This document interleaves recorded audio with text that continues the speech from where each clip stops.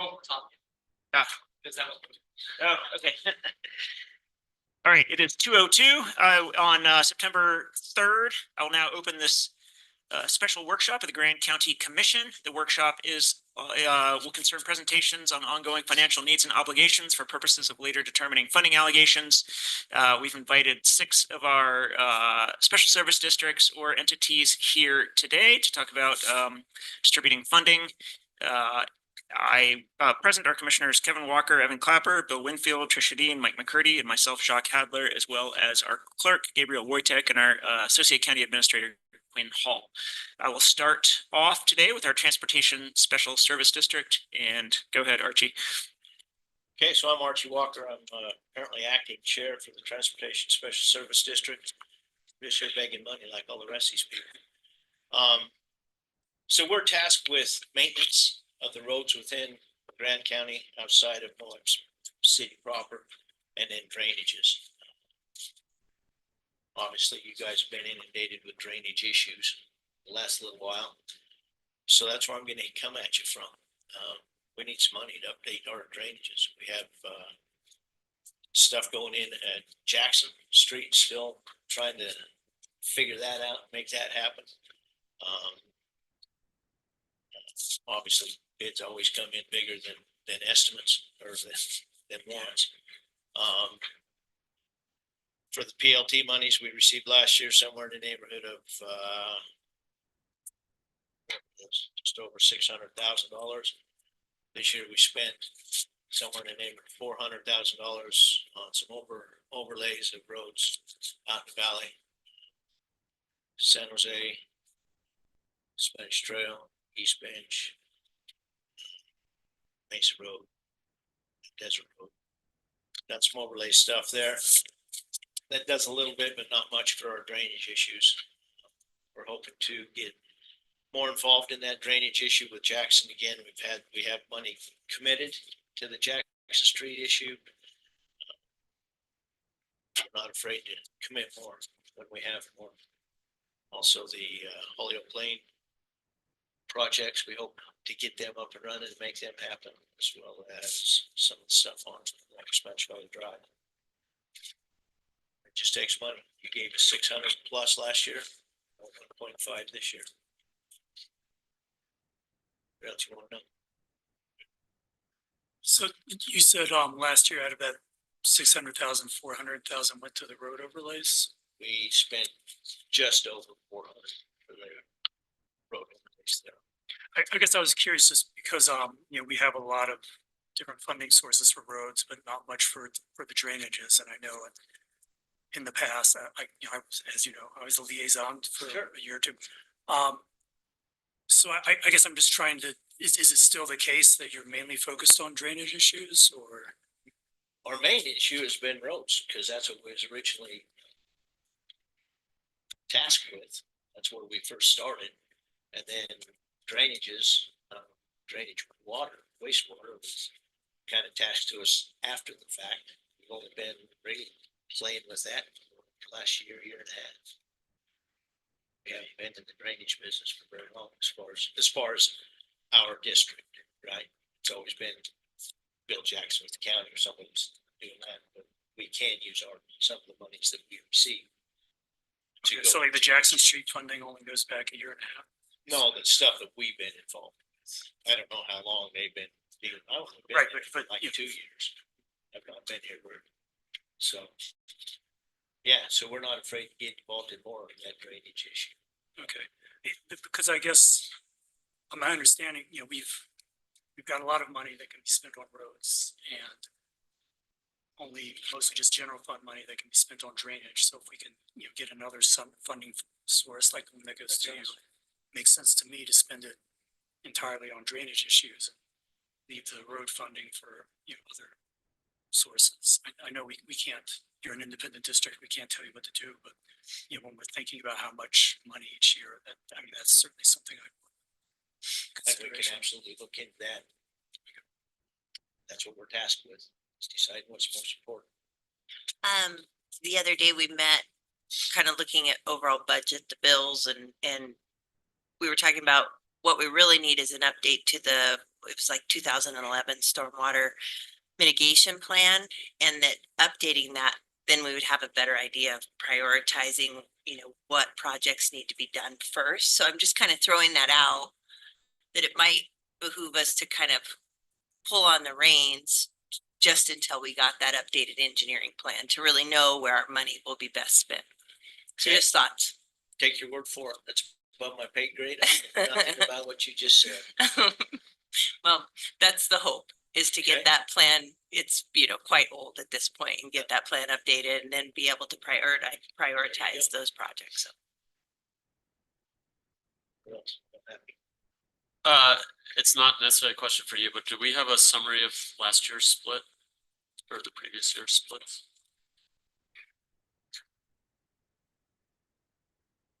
Or if you know, or choose. Do you mean all the splits, Evan? Like what? Well, specifically the pill, but. if, Yeah, right. And I'm don't not know- sure if the 50% know request is an increase from previous years or if that's on par with. I don't know the answer to a lot of that question. I I didn't know expect. that there's two PTIF lines, my documentation. One of them's for $669,000, one of them's for $12,000. Yeah, I just, I don't, in terms of the percentages, that's, it. no, Yeah. I should know too. I didn't have any other questions. Yeah, Bill. I would think as the county and the city struggle to try and get this flooding mitigation issue resolved, whether it's through another study or actually getting their feet wet in the flood, that maybe a little bit of input would be important from your board, especially if we're asking you to take a bigger part in that flood mitigation. Why it would seem pertinent to have you involved in the plans moving forward if we're gonna direct you to be working towards some of that. That's our goal. We're here to help you, help figure out what's best for Grand County and where that money needs to be spent. If it's on flood drainage, okay. If it's on road surfaces, okay. But it's not doing anybody any good sitting in the bank, right? It ain't out working for us. That's what it needs to be. And the more dime at a time, the harder it works. Any other questions for Archie or comments? All right, thanks, man. You're off the hook. Thanks for coming in. Next up, we have our Canyonlands Healthcare Special Service District, and is that you, Joette? Awesome. And Dan. Absolutely, yeah. Yep. Yeah, Dan and Andy, please come forward. If you need another 3 seats there, just two. You can grab one from there. Thanks. 57%, Evan. What's last year? Easy. Thank you, Ted. Yeah, you have the floor, Joette. Go ahead. And you guys should remember, that's a weak microphone, so point it right towards you if you're speaking. Week. Yes. We should have replaced it years ago, but somehow it doesn't have the How's that? staff. That good? All right, I'd like to I'm Joette Manganese, and I'm on the Healthcare Special Services District Board, have been for many years off and on. And Dan Cook is our new chair, and so he's not been a chair of a board before, so he asked me to come to make this presentation. And then, of course, Andy with EMS. We share the cost of the rural health sales tax. I think currently it's 47.53. 53 goes to the district, healthcare district, and the remaining goes to EMS. This year, and this is something that the commission has been asking us to get to for a while, and that's a 50-50 split. And I think we're prepared. The Healthcare Special Service District primarily subsidizes the long-term care facility, the Canyonlands Care Center. And I think that the care center now is in a position where they're pretty stable. Their census is pretty stable. The district is paying off a CIB loan. Part of that funding is used to pay off a CIB loan. And so we feel like the 50-50 split would work for us now. That funding also goes to pay the Moab Regional Hospital dish payment, which is the disproportionate share of services. So the district continues to plan to do that. And just so you know, we budget a certain amount, and this year again, there was another opportunity for some more money that came in that the hospital qualified for. So we under budgeted for that, but we were able to make up the difference and also provide that support. We also support the free clinic and in a funding level for them. And then we are also in the process of looking at the remaining 8 acres of the MAPS project and trying to determine and work together with the community to figure out how best to develop that land. It really has nothing to do with this funding other than we may need to bring in a consultant to help with the moving forward of that project. So other than that, I think we feel very good about a 50-50 split with EMS. And if you have any questions for us, happy to answer. Yeah, that's great. We really appreciate you guys, working it out before coming in and makes our job a lot easier when it comes to distributing those funds. So definitely appreciate it. Any other questions for Andy or Joette? Well, Andy probably has something. Yeah, of course. Yeah. Go ahead, Andy. Oh, okay. In addition to that, I did send a letter hopefully outlining kind of where our budget's at. We had a really tough budget year this year. We weren't budgeting to have a tough budget year, and we didn't overspend. We had a significant reduction in income because of insurance payments. I've been working at the state. I know I saw Bill up there several times. I've seen a few of you at the state legislature. We're working with the insurance commissioner and others to deal with a insurance funding issue that's popped its head through Blue Cross Blue Shield mainly, but other insurances as well, who are basically refusing to pay ambulance bills. And so we had a significant reduction in our ambulance collection rate this year. It actually started a little bit last year, but that led us to actually have to borrow money. Thanks again to the healthcare district for bailing us out for a little bit. We had to borrow $155,000 from the healthcare district earlier this year in July to help keep be able to keep payroll. And then luckily our pilt money, whatever it was, milts, that's what I'm thinking. But that funding came in just recently, and again, big thanks to your guys' clerk auditor. Gabe does a great job of distributing funds quickly. That's really helpful for districts because it's not just sitting somewhere. We can actually get it to use. So Gabe does a fantastic job at that, but that helped bail us out.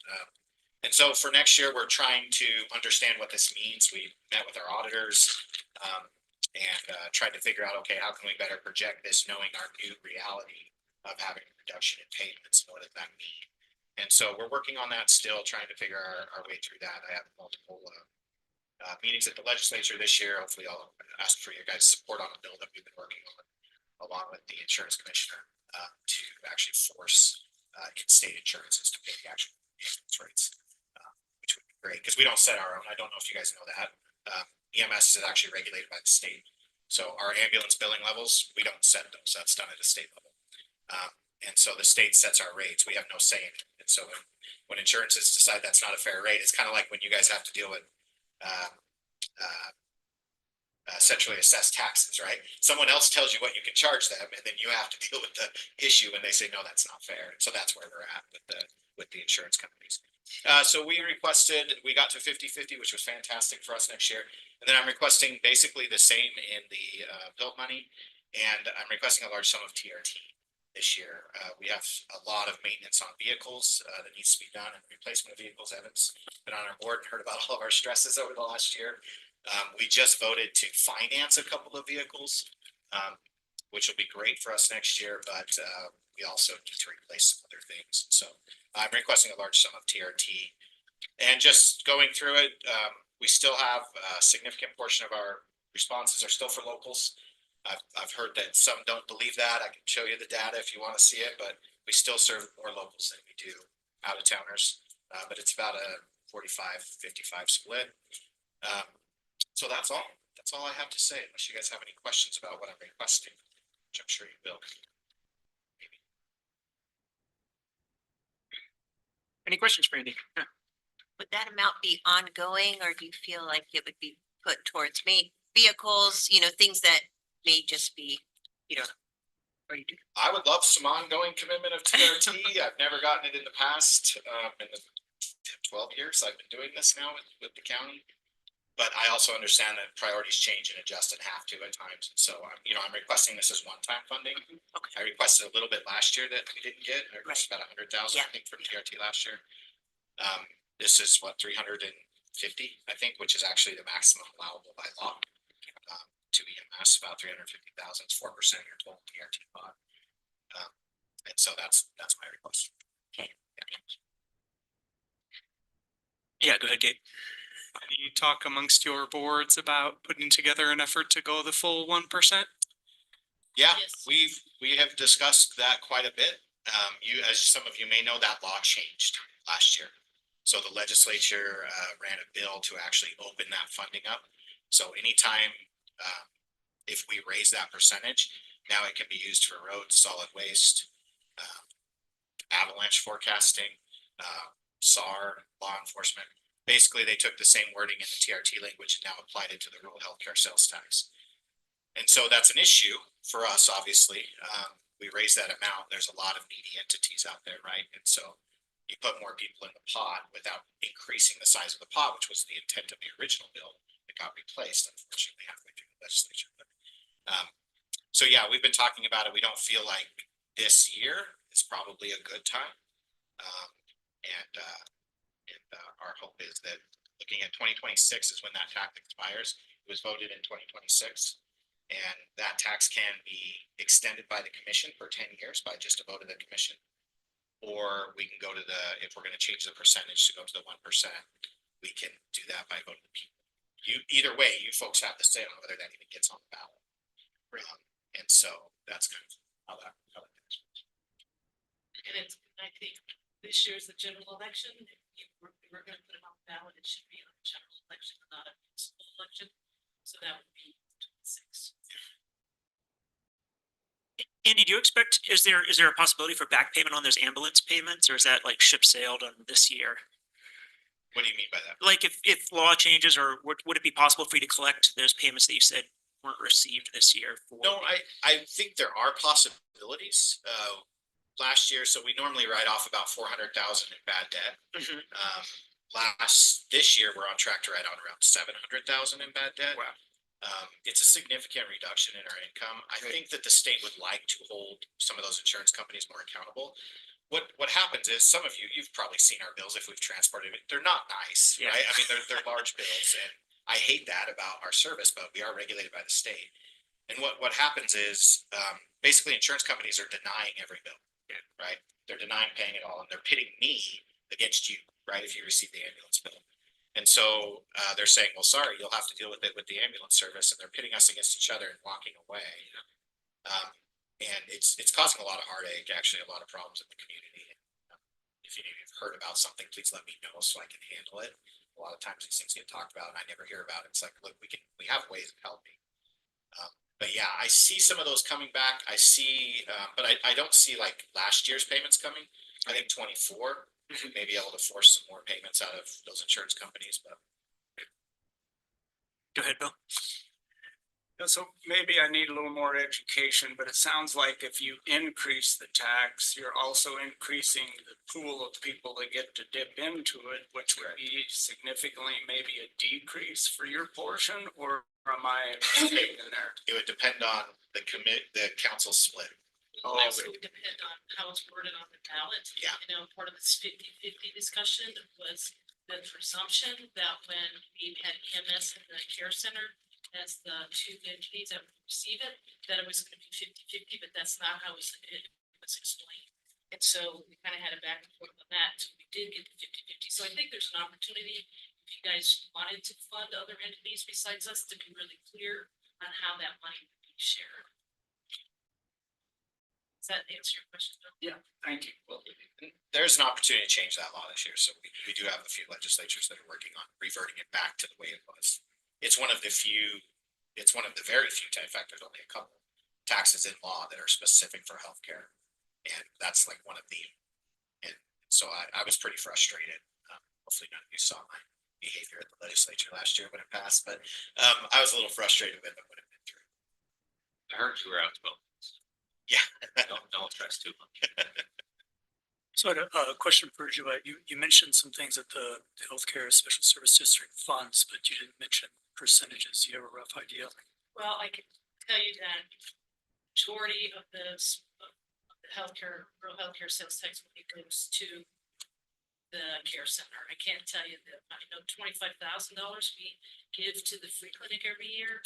And then we budget, I think we budgeted 350,000 for the dish payment. And we ended up paying what, about 400 to 500,000 this year for the dish. So we get, what, about 0.8 million? 1.8-ish, yeah. So Okay, that's not really a percentage. So the majority of that goes to subsidize the care center and you said roughly 25,000 for the free. for the free. And that's based on their ask. They come to us with an ask and we generally budget.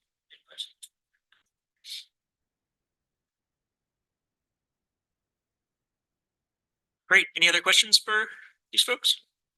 I just think, I know the dish payment was contingent a few years ago, and the Right. last couple of years it has not been, so that's very much appreciated. Yeah, Continues that way. yeah, I know you guys are interested in providing that service, but we feel like, you know, we're the healthcare special service district. That's what you have us. It's for- Thanks. All right. Great. Thank you, Joette, Dan, and Andy. Appreciate it. You guys. Yeah. All right. Up next, we have our Grant County School District. And I welcome, is that you, Mike? Our new, I don't know if you've met Mike McFall, our new Grant County School District Superintendent. And Okay. excuse me? Jill Tatton. Yes, Yeah, of course. Dr. Mike McFalls, Superintendent of Grand County School District. Jill Tadden, she is our Director of Pre-K. Then with us is our recovering Braves fan and business administrator, Matt Tice. So. All right. So I'm not going to read you the PowerPoint. We'll just kind of go through it. This is my first time of doing this, and Jill has done this last year. But we use this money to fund our preschool program. And I'll let Jill tell you just a little bit about the number of kids that we serve and the kinds of kids that we serve. Well, thank you for letting us present today. So at the preschool, we have roughly this year 55 students. We serve those students that are identified in early intervention at the age of 3 years old.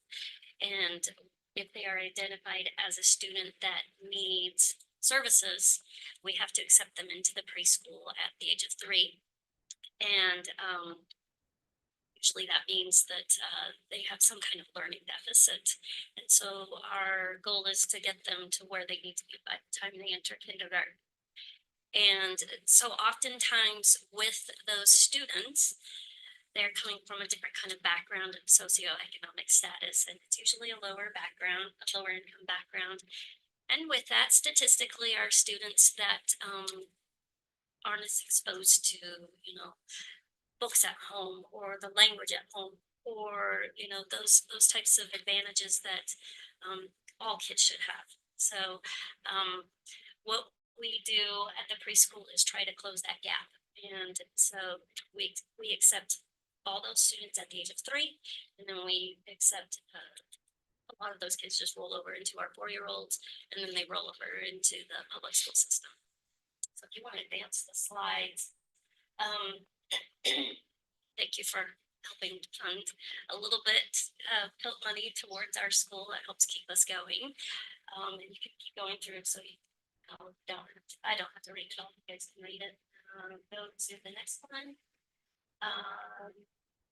You can go to the next one. Okay, so we've been keeping track of our socioeconomic status of students that come at the low end and those that are average or above in their status and how well they're doing in school. And so you can see the different dates. We have the low and then the non-low students. You can see those numbers. If when you have your own time, you can zoom in and see the numbers, but the SELs, there's social and emotional, just to clarify, vocabulary and language literacy, phonemic awareness, writing, and math science. And so literacy is reading, but that comes later. So that's always really low because they're not a lot of readers at 3. So go ahead and advance the slides. Okay, I think one of the things that's really critical to understand is that our percentage of students that are economically disadvantaged, that are also English language learners is increasing and has been increasing over the number of years. Kind of, if you want to put kindergarten in a nutshell, it gets kids ready for learning. It gets all these kids that have had wonderful experiences with families, taking them field trips, teaching them how to read, and kids that haven't, and kindergarten gets them all to a certain level so that when they go into first grade, then they're ready to learn. We have a large population of students that need to be ready for the kindergarten to get them ready. We're thinking about adding a 3rd class for next year. We're in the process of designing and looking at building a new pre-K facility or housing them at the elementary school because the need is so great in our community. that's true. We have 15 kids on a waiting list right now that I know we won't be able to fill it because we don't have the room. So, but, at the beginning of the year, this is last year's data because I don't have this year's data, but at the beginning of the year, last year, the first column that you can see where it says 0 is 0. Well, those kids at the beginning of the year are tested, what call a PEAK test. It's a pre-entry and exit exam. And this goes to the state. And so at the beginning of the year, SEL, both kids that were either low or not disadvantaged scored at the 0. By the end of the year, both groups scored at 100. And so you can see the first 2 columns in each area. The first one is the low socioeconomic, and the second one is the non-socioeconomic. And then you can see at the end of the year how close they are together, where, vocabulary and language, there was 14.5% difference. And now they're at the end of the year, there was a 6% difference between the 2. And we have a lot of students that are coming in with no English or very behind academically, not knowing. Some of them don't know their names, so parents are just not calling them by their names. So we have, those are the scores that we have from last year. And in the presentation last year, I put the ones before. So we have the numbers all the way back for several years since they've been coming. And in the next slide, it'll show what our percentage difference is. We have 58% of our students are low socioeconomic. That's this school year, compared to 42% that are at, not at poverty level. So there's a big difference in our kids. And like Dr. McFall said, we're at roughly 22% of our students coming in with no English language now, which is a huge increase, what did you say, 22%?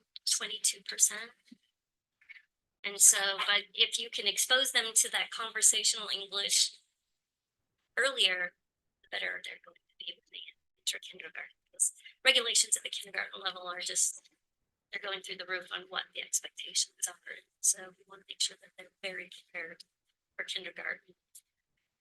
It's amazing what they do by the end of the school. We're potty training and doing everything, all things child. So, the next slides, I really can't answer much to them other because they're financial slides that you guys request information on. So the next several slides are a lot of financial stuff that we're required to have in our presentation. So do you have any other questions? No, I just think that statistic of 22% is pretty interesting because like the census, I'm always, using the census for a variety of grant writing, et cetera, and so on. And I think, I can't remember, ESL, it's fairly low. I mean, I want to say 9% or 12. Yeah, And so to me, that 22% is probably more indicative of what we actually see. It's just increasing every single year. Right. And I know, our program, which is adult ESL, is same thing, wait lists, and, it's getting larger, but wait lists. It's a big need in our community. It is. Questions? Great work. I really appreciate the program and in what's going on. And I think that especially the pre-K is a gap that's great to be filled. Are these programs eligible for the same taxing that is showing up on property tax?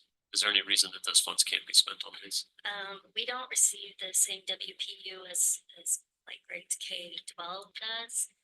I don't know. Matt I might get- have to answer some of the more I like. guess my question is, every entity that's been up here has been requesting PILT money, and obviously we take care of roads on federal lands, and half the EMS responses are on federal lands, but I don't see a lot of federal lands sending pre-kindergarten students. And because you guys are your own taxing entity and can set your own tax rate, is there a reason that you can't set the rate at a level to support these programs?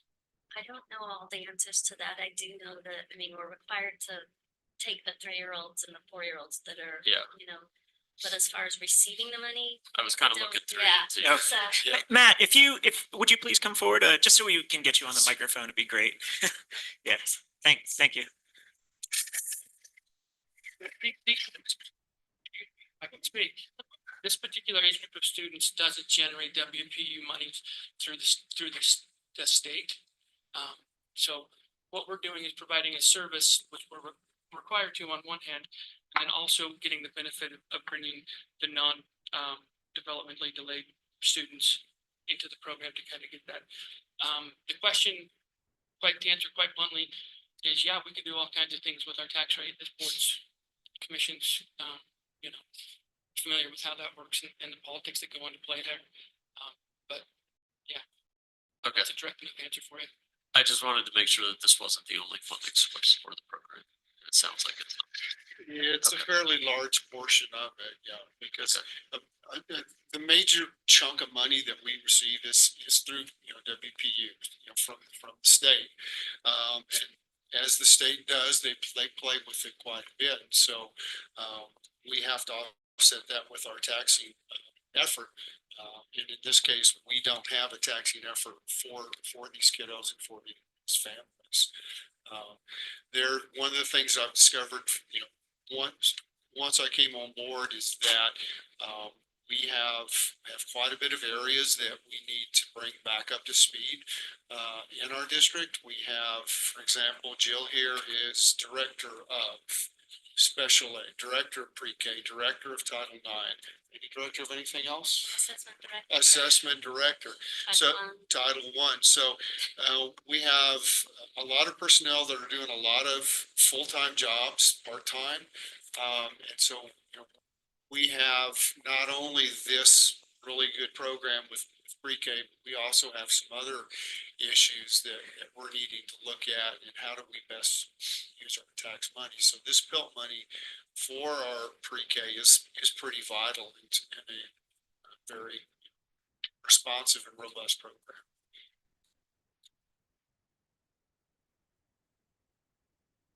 Thank you. Anyone else? All right, thank you so much. Thank you all very much. Yeah. Look forward to hearing from you.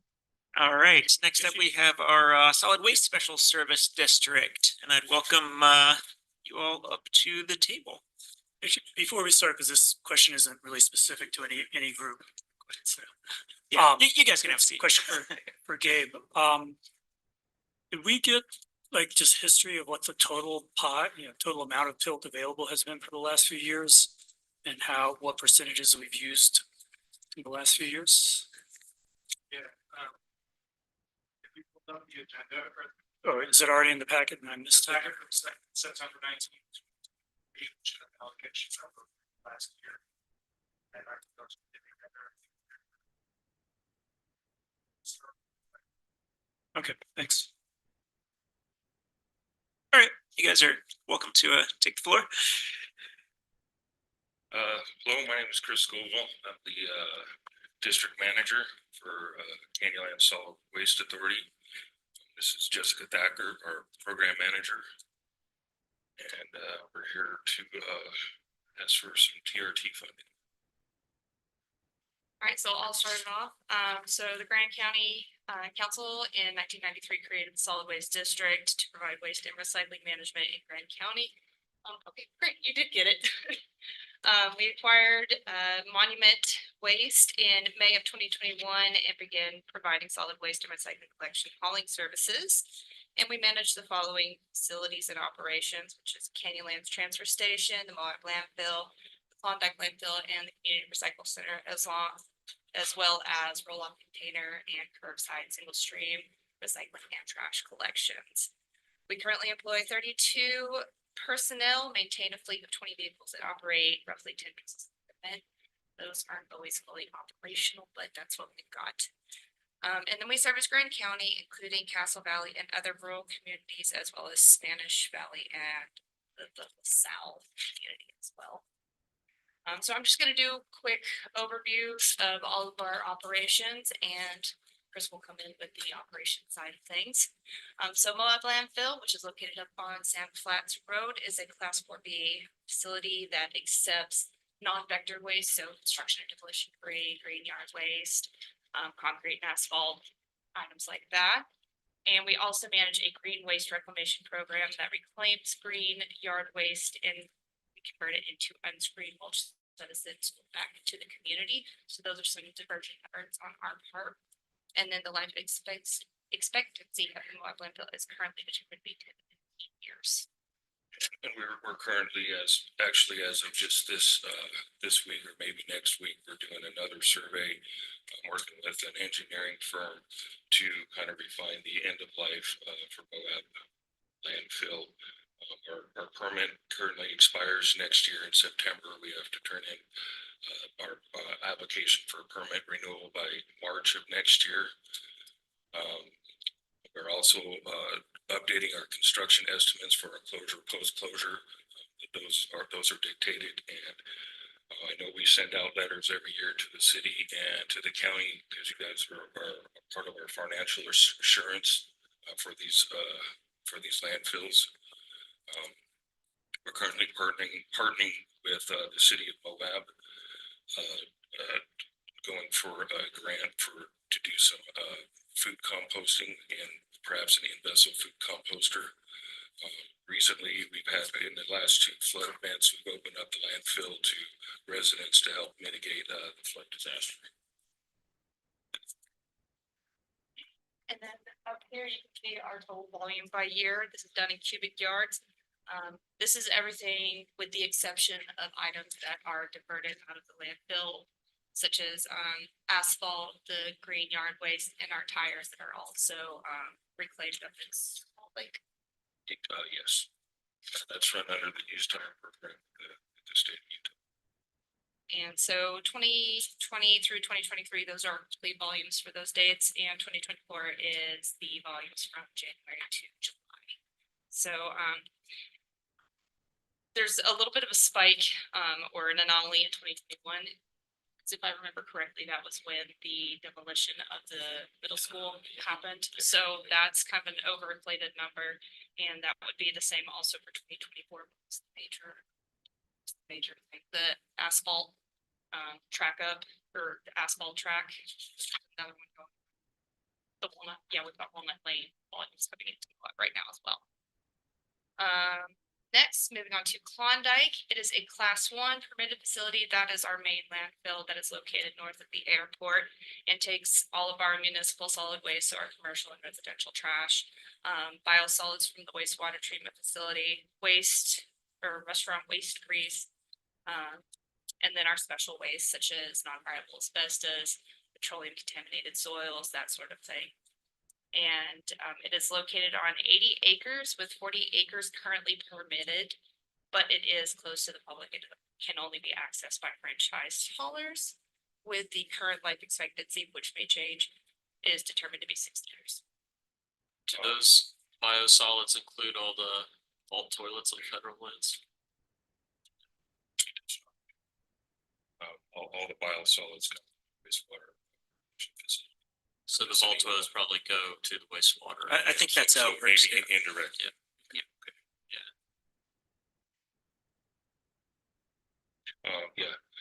Yeah. So currently at the Klondike landfill, we're trying to permit and doing a major excavation, trying to open up a new cell. That we have to apply with the DEQ, the state of Utah. We are also updating our estimates for closure, post-closure costs. Our permit expires in 2026, so next year we'll be starting the permit renewal process. Then we're currently doing an update on the building from some of the funding that you guys allocated to us last year. We're in the process of doing that. It's as a lot of things at the solid waste district. It's yeah, it's been quite the process. All right, and then, this is, the volumes for the Klondike landfill. Again, this is, some years we kind of have an overinflated thing due to special events such as, this year. We got a very large, disposal event of petroleum contaminated soil. So that's why this 6 month for 2024 from January, or 7 month from January to July is almost on par with tonnages from the previous years, but that's because we got, or how many tons? Yeah, a very, very large disposal event. So that is Klondike. Next, we'll do a really brief overview of our recycling operation. So we operate 2 separate recycling collection programs, one being the CRC or the Community Recycling Center, which is our source separated location where you go and personally separate out everything. Then we've also got the curbside single stream, which is kind of the blue bins where everything goes in commingled. We accept a variety of recyclables, but they do vary between each program. We don't have the numbers because unfortunately our scale broke at the CRC, so we couldn't really provide updated numbers at this time. There have been a couple changes to recycling. The household hazardous waste program has actually moved from the recycle center to the transfer station, just to allow for better oversight, make sure we're not taking items that we're not supposed to take. And also the big one that I'm sure everyone is aware of, we have removed glass from a single stream. It is now only accepted at the recycling center. We were the last place left in the entire state of Utah that still accepted glass in the single stream program. So we were actually carrying the cost of contamination from having glass in the recycling. So we had to take that out to save ourselves some dollars. Okay. Next is the Canyonlands Transfer Station. This is the main property that we took over from Monument Waste. It is a permitted waste management facility and provides both waste and recycling services. Everybody knows that also houses the main administrative offices as well as our fleet of curbside and roll-off container collection service vehicles. So it's kind of like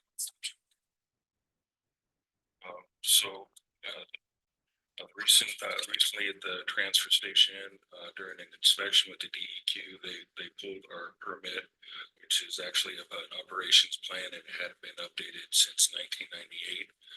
We've currently just finished doing that and we'll be submitting that to the state. And I also don't have volumes for the transfer station because the majority of the materials that go into the transfer station end out at Klondike, so that's where the volumes for that location come from.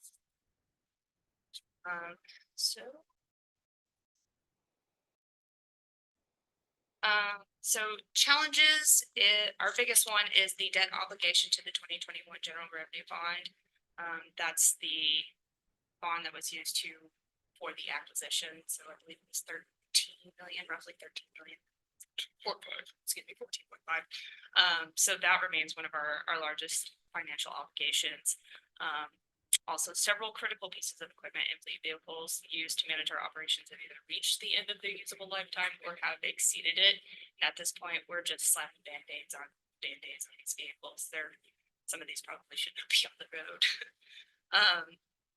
Some other challenges we're encountering on the more internal side of things is the integration of our new billing software from 2 outdated programs. So we've actually previously been using 2 programs to do billing. So now we're trying to condense it into one. But when in tandem with that is also transitioning the city of Moab building ownership to being done in-house.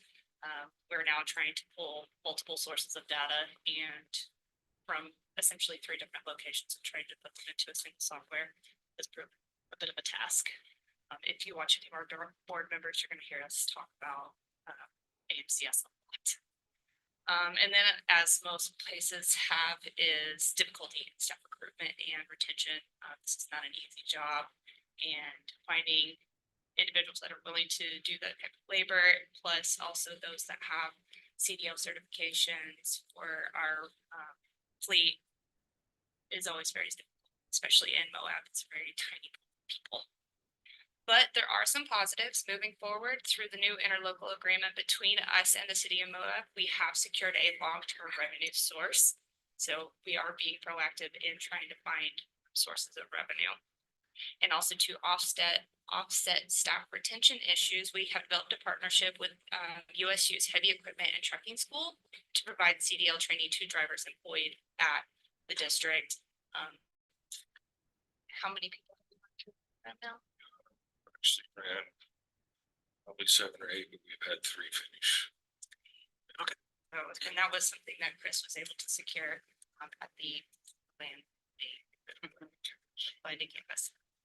And then just to kind of show, you know, we do care about the community. I know it kind of comes off as a monopoly at sometimes because we are the only solid waste provider in town, but we are an essential service with a strong connection to the local community that we provide countless short and long-term benefits and opportunities to Grant County and its surrounding communities.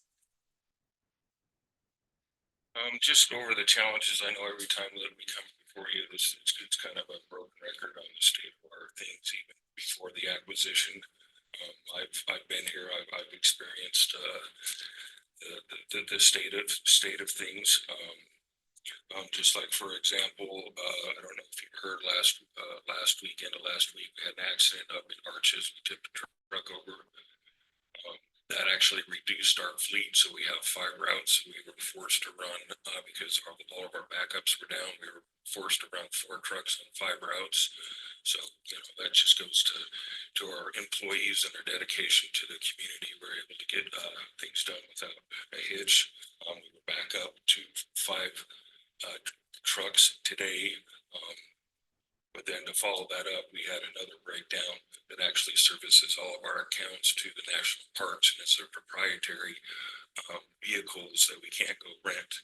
So if we can't get something back on the road, then we fail to service all the national parks, Arches, Canyonlands, and that's a huge hit to the district.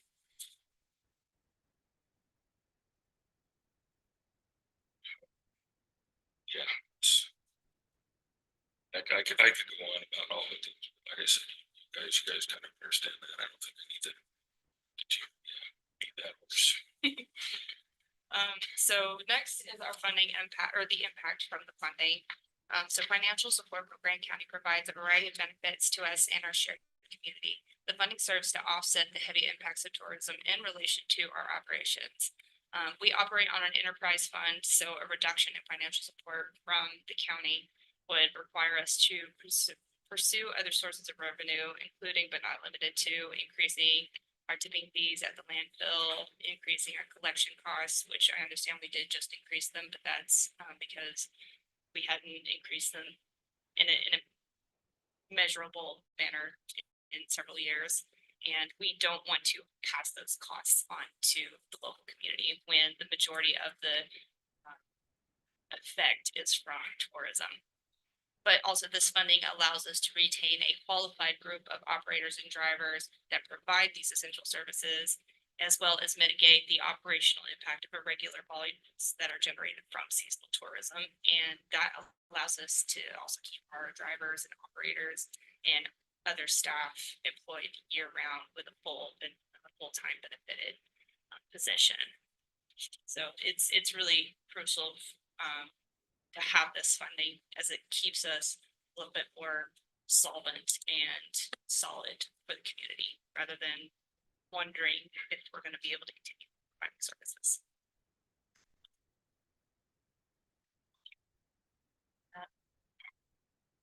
Yeah, Yeah, so and it's not just, I mean, the important aspect is the drivers, you don't want untrained drivers driving through your neighborhoods and big trash trucks, obviously. But it's more than just the personnel, it's the equipment, it's the support, it's the administrative support behind it. Just like I'll give a quick example, this last weekend, Labor Day, so when we have a holiday on Monday, we have to choose how we're gonna staff it. And a lot of times we end up overstaffing it. Sometimes we understaff it. And I don't know if you drive by the highway, you can tell when we understaff it because there's trash going out of the building into the lot. So, and it's easier if we have that staff that exists year round, and rather than trying to play these games where we're trying to lower and higher to try to meet our budget requirements. The other thing that kind of affects us, and I'm sure that you guys know, even with the lower tourism, also affects us. We were heavily impacted by the cyclical nature of tourism. So our funding request is, like I said, we rely very heavily on the funding that Grand County has given us in the past. And we're committed to continuous improvement at all of our facilities and with our operations. So as I previously stated, and as Chris has also put forward, we would like to respectfully request a dedicated funding amount for Grand County in the amount of $500,000 year 2020. And this has changed from what was originally submitted. So due to recent changes in executive leadership, we would like to amend the funding request from the previous submitted 525 down to 500,000, as well as change the parameters in which the funding would be allocated. Some of the items that were previously listed as funding needs, we don't feel would be a good use of this request, such as the integration of the software. That was a personal choice made by the district. That's not something that, the county specifically requested. So, yeah, just to kind of ignore what was somewhat previously submitted. This is kind of our new ask. But yeah, that's about it. Any questions? All right, thank you. Yeah, Bill? I'm sure that others have reached out, but I think it's with, we're all very saddened by the loss of your board chair that you had. I think it was a huge loss to the community. I would imagine especially to you guys as well for the work that he performed there. So I just wanted to share that, that fact, that it's been noticed throughout the community, what a loss that is. On the other side, I did have a question regarding the Klondike. You show that it's 80 acres, only 40 permitted currently. Does that mean there's 40 for into the future or 40 that has been already filled up? I guess I was. 40 for in the future. Okay, very good. Yeah, I was just kind of curious if that was still. It's just raw and undeveloped, so we're, I believe, technically not even allowed to do anything out there until we approach the state, as we're within the 40 that we're operating in now. Right, but just for my information, I was curious if that was the 40 cushion that you had built into your life there. Yep. Oh, it's not included in this 5. Oh, it's not included in the 60 or so. Then after that, you would be Right. able to adapt into the other 40 acres. Right, but the 6 years, so I'm working with an engineering firm right now. So the current life projections, I don't think are very accurate. It's a lot of, so we have small volumes compared to the bigger landfill. So every day we have to cover it. So a lot of our airspace gets used by dirt. So when you take an empty space and you calculate how much trash you're getting put in there, that's what they're calculating. And I think that's where they got a lot of this lifespan from. But considering that we have to put it with dirt, and I think some of the recent calculations, a third of it are dirt. So we're in the process, and by the permit renewal and stuff, we'll have more accurate numbers of the lifespan. Good information. Thank you. Yeah, thank you. Is the ask the same as they have gotten last year? I thought, how much did they get this It had been 400 for some years, Right. and then there was a 500 request last year that was posed at the time. And sorry, year? Okay, yeah. this sorry, is just I know, right. informational. I'm Yeah, not trying to undermine your Okay. current request, but it was posed as a one-time increase to 500. Okay, But right. you know, But last year was 500. Yeah. Okay, got it. And then have you, I know that this was a big thing in Thompson a number of years ago. Are you guys serving Thompson? Cause I know they were being served at a price. Is that correct? Yes, I think it's city And they're still the sanitation. city sanitation, right? Still no change in that, Still no change. right? I know it was on, kind of on them, but Yeah, and we haven't pursued it. I mean, Okay. they're within, Grand County, which would Right. fall under our jurisdiction. right. I think the options that were posed to him, really weren't worth the changing their service. Okay. Yeah. Right, okay. Yeah, and I know the city was maybe serving UDOT out there, and so they just served the community, but yeah, I'm just, How does that work with Thompson? Thompson's not incorporated at all. They're not a, no. are they, who makes the decision for Thompson? Just, I'm just totally Oh. curious that I I've never mean, thought of that we, before. we had kind of, we talked about it for a while when we did that big cleanup, because, you Right. know, you Yeah. guys did that cleanup, Yeah. and Evan at the time was like, you know, it'd be really helpful if they would just start sending their trash to us also, and And I think there's a way to give them a proposal that would work out better Okay. for them. I just think that, you know. yeah, not- maybe down the not line, against or, anyone but who's yeah, said in the okay, past. I just think yeah, okay, yeah, anyways, All right. okay. Any other questions for Chris or Jessica? Great. Thank you, guys. Appreciate it. Thank you so much. just actually add one thing to, we've had a recent change. Apologize for kind of being a bit unorganized. This was sprung up on us last minute. That wasn't unorganized. Yeah, you did great. Very much. Yeah, I'd like to point out that, that I'm not taking the executive director position. I think that was an inflated position and I'm eliminating all the director positions. So, just to try to save, money, we're not replacing our executive director. Okay. Great. Thank you. Thank you so much. Thanks.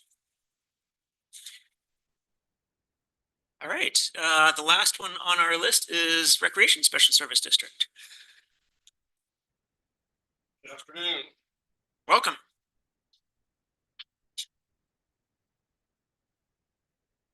Give you a little background. My name is Bob Kraft. One of the newest board members, of the Recreation Board. This is my first opportunity to be here in front of you. So this is new to me.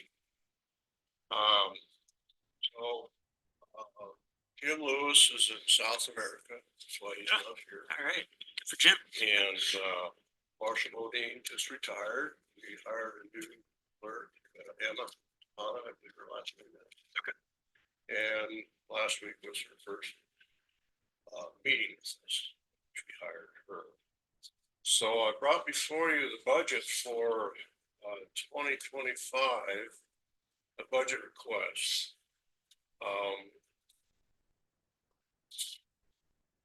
Go back to the other page here. So I don't know if you want me to read this page to you or if you have a copy of it with you already. There was a copy of that included in our agenda for sure, and I did read that. Okay, well, I won't Yes. bore you with my attempt to read it. Okay. But it does have information there as far as our obligations to the city of Moab and the amounts and the monies for grant monies for the recreation programs in 2024. We dispersed $55,500. So of course, we have also budgeted with the HOSTA. I'm also a board member of the advisory committee with HOSTA. So I'm interested on that side of it too, obviously with funds that we need to make improvements there, which we addressed by other people. Yeah. But so what we're looking at, and if you have the profit and loss statement for 2024, January through July, you can see the numbers. I'm not an accountant, so I'm not going to try to decipher that for you. But basically what we're looking at last year or this year, 2024, we were approved for $55,500. With the grants that we would like to address in 2025, we're looking at a request of $71,474 to satisfy these requests from these different entities. We do have a new grant request from Colorado Outward Bound, and Friends of Arches and Canyonlands Parks. So that raised the amount by $7,573.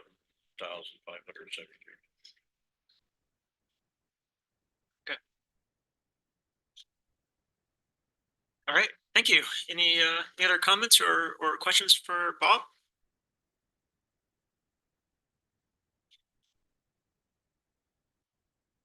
Thank you. All right, thanks much. And nice to meet you. Three of us have been either current or former board members on the rec SSD. I was a few years ago, and then Trish took over for me, and then Mike for the last couple of years. So we're pretty familiar with the.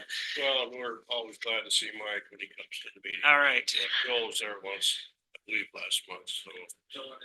We're actually excited to see you guys come and give us advice.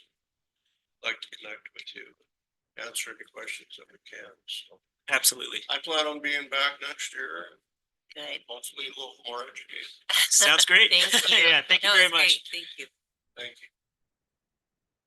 All right, looks like we've gotten to the end of our presentations. I'm trying to remember, this is the fourth year that we've done this since I've been on. Do we kind of withhold discussion of this until we talk further about budget? Isn't that right?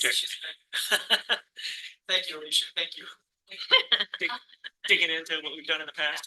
So what happens now is at the next meeting, there's another short 30-minute workshop. Okay, great. That to discuss Yes. how the allocations are gonna be, like resolution to fill kind of fill the blanks on the resolution. Yeah. Okay, what percentage or dollar amount. Right. And, Okay. I think just discuss what those dollar amounts are gonna be in that 30-minute session and have an action item on the agenda after that. Great. And I imagine Gabe would be involved in that with the talking about funds to be distributed and whatnot, or what we're looking at, Gabe, or. Yeah, I just request that, I'm really happy to provide supplemental information and context for y'all, just a little lead time on that. I just dumped a bunch of spreadsheets on you, but I could make something that's a lot more, succinct and easy on one sheet. Yeah. But just with a little heads up, that'd be great. Thanks. Easy and succinct sounds fabulous. Thanks, Gabe. Yeah, I think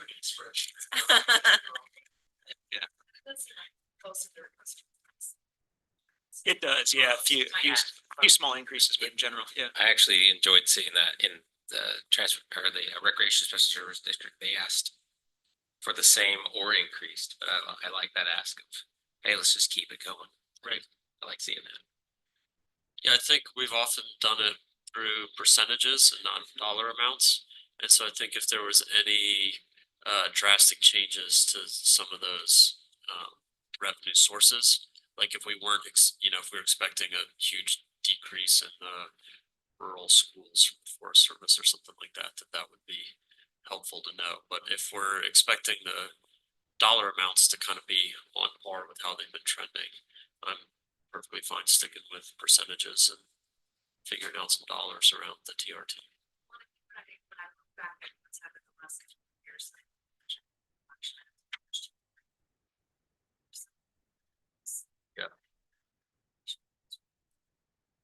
And then there was also some TRT ask, was, if I remember right, did that get kicked over to the more general budget discussions later on, right?